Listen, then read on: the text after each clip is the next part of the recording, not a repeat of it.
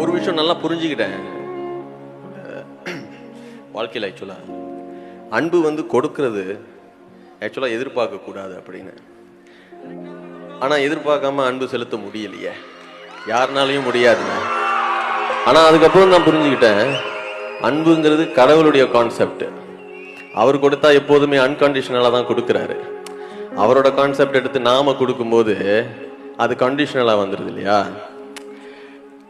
அப்போ நம்ம என்னடா இவ்வளோ கொடுக்குறோம், திருப்பி எதுவுமே வர மாட்டேங்குது அப்படிங்கிற ஒரு இதில் நம்ம ரொம்ப சோர்வாயிடும். அப்புறம் சரி வாழ்க்கையை முடிச்சுக்கலாம் அப்படிலாம் தோணும். ஆனால் அன்பு செலுத்துறதுக்கு முன்னாடியே ஒரு விஷயம் மட்டும் நல்லா புரிஞ்சுக்கணும். அன்பு செலுத்தணும்னு முடிவு பண்ணிட்டீங்கன்னா நீங்கள் உடஞ்சி போகிறதுக்கு கூட ரெடியாக இருக்கணும்.